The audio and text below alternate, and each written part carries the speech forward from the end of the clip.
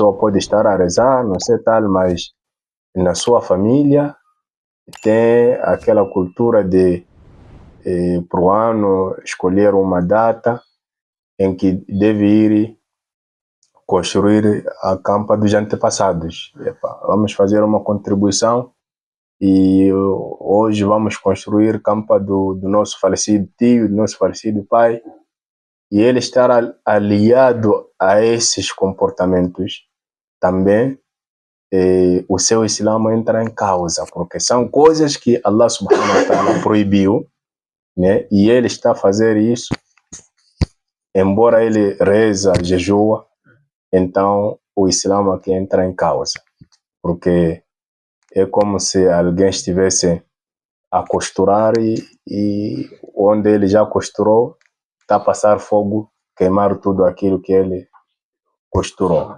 Bismillahirrahmanirrahim. Alhamdulillah, wassalatu wassalamu ala rasulillah wa ala alihi wa sahbihi ajma'in. Assalamu alaikum wa rahmatullahi wa barakatuh, Sheikh. Wa alaikum assalam wa rahmatullahi wa barakatuh.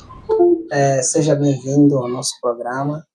Esses programas semanais que nós vamos trazer temas diversificados, e nesta semana vamos falar do Islã e a cultura. Existem muitos contextos e muitos hábitos que percebemos que existem pessoas que levam isso no lado cultural para a religião e do lado da religião para a cultura. Então, Sheikh, nós temos aqui algumas perguntas, gostaríamos de percebermos acerca desse tema. A primeira questão é: o que se distingue claramente do Islã da cultura local? Qual é a diferença entre essas duas coisas, o Islã e da cultura local? Bismillahirrahmanirrahim.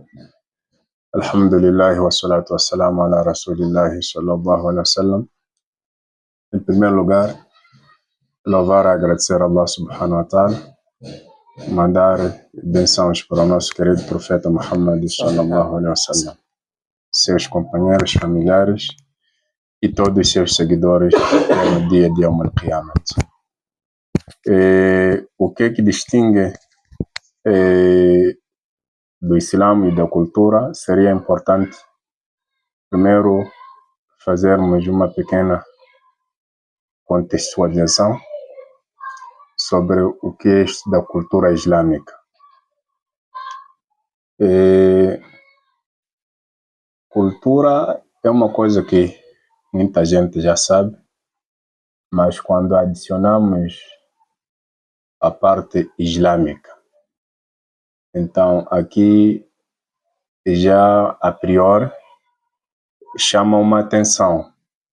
A cultura local com a religião, talvez, se formos a falar na questão de vestuário, pode ser porque o Islã, o berço do Islã foi na Península Arábica, né? Neste caso, Meca, onde o Nabi alayhi salatu wassalam nasceu. E depois expandiu-se para aqueles países vizinhos e para todo o mundo. Quando vamos ver a forma de vestir dos árabes, esta forma de usar malaya, jubon, depois eles usam aquele lenço, né? Aquilo é uma cultura. Quer dizer, o Islã chegou, encontrou enquanto eles usavam daquela forma. O próprio Nabi alayhi salatu wassalam também, ele gostava de amarrar aquela mama, né? Patri. Era uma cultura, né? Então, por isso, a vestimenta também faz parte da cultura. Só que aqui temos que diferenciar. Existe a cultura islâmica e cultura árabe, né? Cultura islâmica, por exemplo, o uso de hijab, né, para a mulher muçulmana. Esta é uma cultura islâmica, não cultura árabe. Porque quando vamos no Corão encontramos ali uma orientação clara. que toda mulher muçulmana é obrigatoriamente usar o hijab. Então, este já não é uma cultura árabe, é uma cultura islâmica. Mas o uso de jubon já é cultura árabe. Eu, por exemplo, quando estava a estudar no Egito, tornava-me difícil identificar um muçulmano de um cristão, porque o muçulmano usava jubon, o cristão também usava jubon. E a única diferença era a cruz que ele carregava no seu pescoço. Então, e barba também ele deixava barba, porque no Egito temos aqueles cristãos que gostam de deixar barba, né? Então, era difícil você distinguir de um cristão e de um muçulmano, porque o muçulmano usa jubó, o cristão também usa jubó. Então, aquela era uma cultura árabe, daquele povo. Mas o que distingue eles é a crença que eles carregam. Este é muçulmano por causa da sua crença, este é cristão por causa da sua crença. Então, nós outros que não entendemos isto, pensamos que a roupa em si já é uma cultura islâmica, enquanto não tem nada a ver. Por isso, se formos a ver no mundo islâmico, encontramos povos com diferentes formas de vestir, né? Quando vamos para África Ocidental, temos um tipo de vestimenta diferente de África Oriental. Quando vamos para a Ásia, Indonésia, Malásia, encontramos um outro tipo também de vestir, diferente de Meca, Medina, Egito, né? Por isso, aqueles já são culturas daqueles povos que não tem nada a ver com o Islã, mas eles adotam como sua própria cultura e não entram em choque com o Islã, né? Desde que a vestimenta dignifica a pessoa e não mostre a parte que é obrigatória a pessoa cobrir, né? Então, o Islã, a particularidade que tem é esta: não veio para combater as culturas, né? Desde que estas culturas não entrem em choque com o Islã. Então, deixou esta liberdade. Alhamdulillah. A outra questão que nós temos é como os princípios, como os primeiros muçulmanos lidavam com diferenças de culturas no tempo do profeta, como é que eles agiam com diferentes culturas? Sim. Sim. Os muçulmanos, os primeiros muçulmanos neste caso, agiam com diferentes culturas, sabendo de que aquilo era um dos poderes de Allah subhanahu wa ta'ala. Porque Allah subhanahu wa ta'ala no Corão Sagrado diz ele وَجَعَلَكُمْ شُعُوبًا وَقَبَائِلَ لِتَعَارَفُوا إِنَّا خَلَقْنَاكُمْ مِنْ ذَكَرٍ وَأُنْثَى وَجَعَلْنَاكُمْ شُعُوبًا وَقَبَائِلَ لِتَعَارَفُوا, que nós os criamos através de o homem e mulher, nosso pai Adão e nossa mãe Hawa, e os fizemos ser shu'uban, povos e tribos, que é para lita'arafu, conheceram uns aos outros. Então, eles quando viajavam, encontravam esses povos diferentes e claramente com culturas também diferentes. Então, isto não era uma novidade, porque ele já sabia de que é isto que Allah subhanahu wa ta'ala orientou, de que ele não criou o homem um único povo, mas são vários povos e tribos diferentes, cada um com sua forma de viver e vestir, comer, inclusive até a questão dos casamentos. Tudo isto é para eles se conheceram. Então, não era uma novidade, lidaram isto com abertura e sem confundir o Islã com essas culturas diferentes que eles encontravam. Infelizmente, encontramos hoje esta confusão. Quando alguém viaja, por exemplo, deixa a sua terra natal, vai para um outro país, um outro continente, então ele, quando chega lá, ele esquece a sua origem, né? Ele acaba sendo absolvido com a cultura daquele povo onde ele foi, né? Por isso, este é um problema muito sério. E, por exemplo, a questão do casamento, né? Casamento é uma cultura islâmica, né? Estamos a falar do nikah, casamento religioso. Nikah é uma cultura islâmica.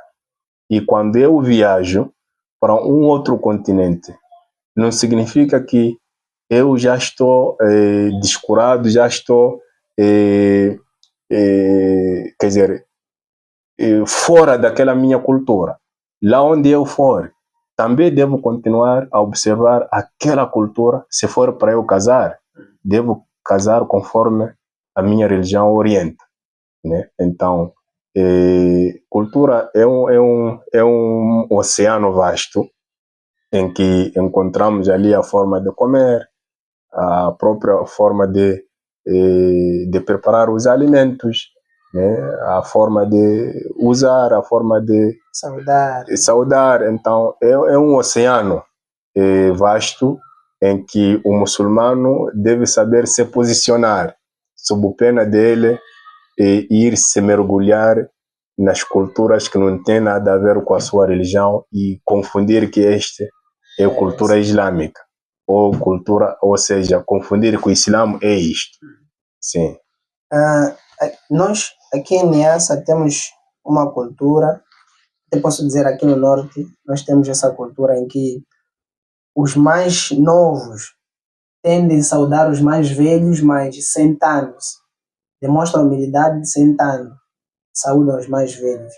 Será que isso não remete a questões de shirk ou não? Será que essa cultura não fere com o Islã quando é colocada na balança do Corão e da Sunna? Sim, pode, porque primeiro, o respeito é algo que o Islã também orienta, né? Mas esse respeito não vamos exagerar. Não vamos exagerar. Quer dizer, o mais novo deve saudar o mais velho. Aquele que está sozinho saúda aquele que está... São muitos, né? Esta é a norma. E quando o mais novo quer saudar o mais velho, né? Não precisa ele ajoelhar, né? Pode saudar normalmente. E até porque esse ajoelhar não é tão problemático quando não envolver algum sinal de, como que dizia, de forma de elevar aquela pessoa a um título que, quer dizer, esse título deveríamos direcionar exclusivamente a Allah subhanahu wa ta'ala, né? Há quem ajoelha, até faz prostração, faz seguida, né? Para saudar alguém. Então, esta forma de saudar já automaticamente nos tira do Islã, porque esta forma só deve ser feita exclusivamente por Allah subhanahu wa ta'ala.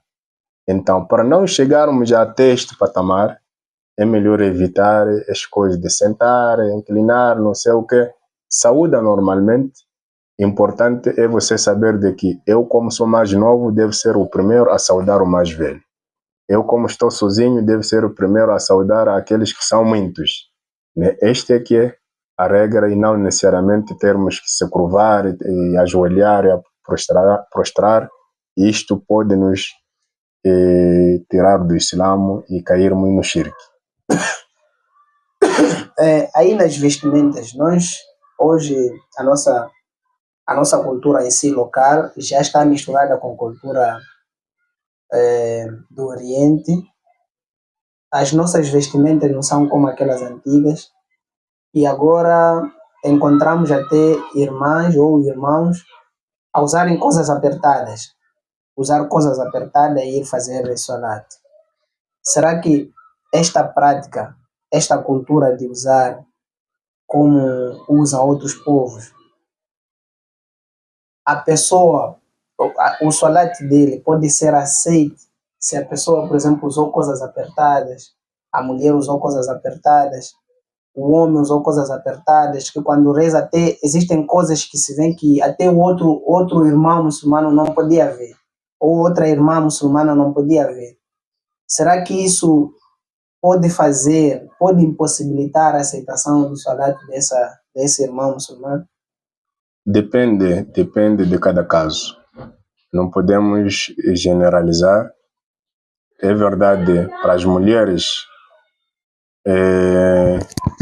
a orientação é que para o salat elas se cubram todo o corpo, exceção do rosto e as mãos. Agora,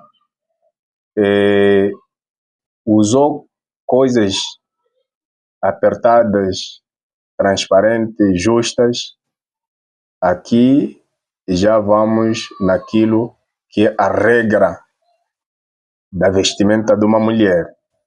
Nabi alayhi salatu wassalam explicou quando certa vez viu Asma bint Abi Bakr, enquanto ela usava coisas um pouco transparentes.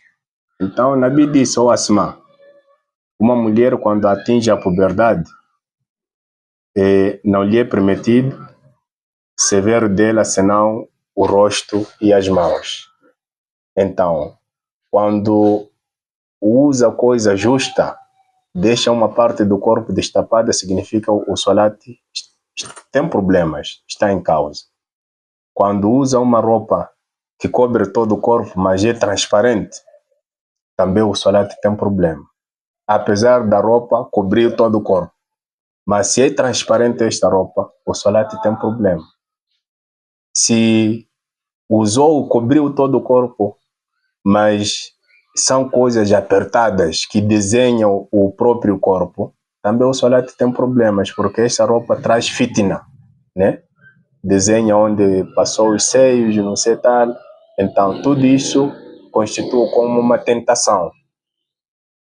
Fez salat sim, mas este salat, a forma de usar não dignifica esta mulher. Então, Allah pode não aceitar este salat. Por isso, as nossas irmãs devem ter muita cautela nessa parte. Quando vão rezar, estão a parar diante de Allah subhanahu wa ta'ala. Estão a se comunicar com Allah subhanahu wa ta'ala. Então, se nós nos vestimos bem quando vamos marcar uma audiência com um ministro, com um presidente, e por que não vamos se vestir bem quando vamos falar com o nosso Criador, que é Allah subhanahu wa ta'ala? Por isso Allah diz, Ya bani Adam, khudhu zinatakum inda kulli masjid. Ó filhos de Adam, levem a vossa beleza em qualquer lugar de adoração, né? Vamos à mesquita, estamos para fazer salat em qualquer lugar, temos que levar a nossa beleza. E a melhor beleza, né, é esta beleza que segue todos os requisitos. Quer dizer, mulher assim como homem, né? Os homens podem usar bem, mas enquanto usa uma camisa curta, por exemplo, quando vai no ruku, inclina, depois deixa uma parte do corpo à vista, e logo o salat também torna problemático, né? Porque é obrigatório o homem cobrir, pelo menos a partir do umbigo até aos joelhos. Quer dizer, o joelho entra na parte que é obrigatório tapar. O umbigo também entra na parte que é obrigatório tapar. Agora, quando inclina e uma parte do corpo fica descoberto, este salat também tem problema. Então, há questões que as pessoas, sim, fazem porque acham de que não é obrigatório usar jubá, mas esta roupa que vão usando deve ter em conta a questão de cumprir com rigorosidade a questão de tapar a nudez, para não colocar em causa o salat, que é o nosso principal ibadat. Mashallah. Existem muitos irmãos que se calhar precisam muito dessa explicação. Isso é muito bom. Pois. Nós ouvirmos direito do Sheikh. E nós ficamos com duas perguntas. A penúltima pergunta tem a ver mesmo com a vizinhança. Nós somos muçulmanos, os vizinhos, muitas das vezes existem pessoas que nem têm nenhum vizinho muçulmano, todos são cristãos. Então, quais são os cuidados que um muçulmano deve ter com o vizinho? Existem certas coisas que estão dentro da cultura, a pessoa pedem-se sale, a pessoa pedem-se matar galinha, muito mais pedem os muçulmanos para matar galinha, e alguns tendem a cobrar. Então, essa forma, cobrar quando está a matar cabrito, galinha, seja vaca, o que o Sharia diz? O que o Islã diz para essa cultura? Não sei se é cultura que as pessoas fazem ou são desejos deles. Será que é certo cobrar a um vizinho quando quer matar galinha ou cabrito dele? Bom, aqui entramos na parte, quer dizer, de comidas, né?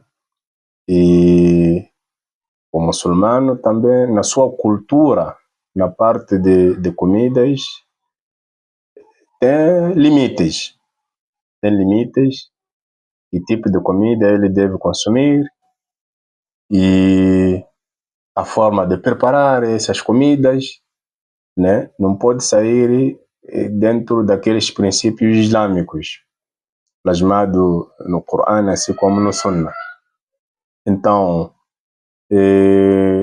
quando temos a nossa vizinhança, que pode ser não muçulmana, isso não nos impede a partilharmos aquelas coisas de dia a dia, né? Pedimos sal, pedimos açúcar, vamos pedir fogo, né? E até inclusive as próprias comidas, né? Allah subhanahu wa ta'ala no Surah Al-Ma'idah diz: وَطَعَامُ الَّذِينَ أُوتُوا الْكِتَابَ حِلٌّ لَكُمْ وَطَعَامُكُمْ حِلٌّ لَهُمْ. A comida de adeptos do livro, cristãos assim como judeus, para os muçulmanos é halal, e a nossa comida para eles também é halal. Então, não há nenhum problema em irmos pedir lá e eles virem pedir na nossa casa. E o mais bom é que muitos desses, por reconhecer esta coexistência pacífica que tem existido entre esses povos de diferentes culturas, levam suas galinhas para o shehe ou para o muçulmano degolar, porque sabe de que é o próprio shehe que pode vir comer, ou a família, ou seus filhos. Então, esta é mais uma oportunidade para que o muçulmano cria condições para comer comida halal a partir do seu vizinho, né? Agora, criar aqui uma taxa por cada galinha que ele vai degolar, 10 meticais, 20 meticais, e isto constitui como uma barreira, porque aquele que não tiver 10 meticais, o que vai fazer é abater esta galinha de qualquer maneira, né? Então, logo, já estamos a colocar aqui um impasse. Para além de que o processo de abate, degolar, é um ibadat, porque nós degolamos usando o nome de Allah subhanahu wa ta'ala. E há recompensa nisso. Allah subhanahu wa ta'ala atribui recompensa pelo fato de você abater um animal usando o nome de Allah subhanahu wa ta'ala. É um ibadat. Agora, fazendo um ibadat cobrando, aqui já há uma contradição, né? Ou você ganha os 10 meticais ou 20 meticais e não ganha nenhuma recompensa, né? ou então ganha recompensa e deixa de cobrar, né? Então, aí está a questão. O ideal é que todos deveríamos perceber de que aquilo é um processo, é um ato de adoração e ao fazermos aquilo nós ganhamos muita recompensa. Exato, Khair. A última questão está relacionada com se a pessoa está muito inclinada com uma cultura errada e ele faz salat, mas sempre está inclinada na cultura errada, é no vestir errado, é em locais onde vai, são sítios errados, onde tem se calhar batuques, tem lá mulheres a dançarem, há nudez. Se a pessoa é alguém que vai na cultura, a cultura local, mas que estabelece esses elementos todos que aqui mencionei, será que esta pessoa, esse hábito pode lhe remeter à saída dele de ser muçulmano? Pode-se considerar essa pessoa sendo não muçulmana, mesmo praticando salat? Sim, depende. Por exemplo, ele pode estar a rezar, pode estar a jejuar, mas se na comunidade onde ele está inserido, quando a chuva demora a cair, as pessoas têm aquele hábito de ir nas campas dos antepassados para ir fazer maquia lá, invocar o espírito e para pedir chuva. E ele vai participar. Então, por ele ter participado, ele aqui cometeu um shirk. Quer dizer, ele está a adorar Allah subhanahu wa ta'ala, mas ao mesmo tempo está a adorar também os espíritos. Então, o Islã aqui entra em causa. Outro exemplo é a pessoa pode estar a rezar, não sei tal, mas na sua família tem aquela cultura de pro ano escolher uma data em que deve ir construir a campa dos antepassados. Epa, vamos fazer uma contribuição e hoje vamos construir campa do nosso falecido tio, do nosso falecido pai, e ele estar aliado a esses comportamentos também, o seu Islã entra em causa, porque são coisas que Allah subhanahu wa ta'ala proibiu, né? E ele está a fazer isso, embora ele reza, jejua, então o Islã aqui entra em causa, porque é como se alguém estivesse a costurar e onde ele já costurou, está a passar fogo, queimar tudo aquilo que ele costurou. Pois. Então, quais são as considerações finais? Qual é a mensagem para todos os muçulmanos e aqueles que não são muçulmanos? O nosso canal, existem muitas pessoas não muçulmanas a acompanhar, então estamos a pedir consideração final e uma mensagem para os muçulmanos e para não os muçulmanos. Bom, como consideração final, gostaria de fazer apelo aos nossos irmãos seguidores do canal para que estejamos atentos e prestemos atenção nessa questão de confundir a cultura com o Islã, porque o Islã sim reconhece a cultura, mas não é todas as culturas identificam-se com o Islã. Então, aqui na nossa província, conforme falamos, existem muitas práticas e até há muito tempo pensávamos que era a religião, mas com o andar do tempo, depois de as pessoas de estar mais inteiradas no Corão, fomos descobrindo de que não tem nenhuma ligação de perto nem de longe. Então, o que temos que fazer mesmo é qualquer situação que nós encontramos que nos confunde entre cultura e Islã, temos que aproximar o Corão e o Sunnah. E só desta forma é que vamos saber distinguir. Não estamos a dizer que é para criticarmos outras culturas. Cada um tem sua cultura, né? Cada um tem sua cultura e, se calhar, tem sua religião. As pessoas estão livres, mas o erro é alguém identificar-se como muçulmano e, ao mesmo tempo, estar a seguir culturas que não têm nada a ver com a sua religião. Este é o grande problema. Ou ele posiciona-se como não muçulmano e estará livre de seguir o que ele quer, mas se ele se identifica como muçulmano, já não há como. Ele tem que seguir aquela cultura que tem alguma ligação com a sua religião. E o Islã, conforme dissemos, que a boa parte é que ela até abre espaço para qualquer tipo de cultura, desde que esta cultura não tenha algo ali negativo para com a fé islâmica, assim como a convivência das pessoas. Então, em gesto de consideração, era isto que queríamos deixar e agradecer a Allah subhanahu wa ta'ala pela oportunidade.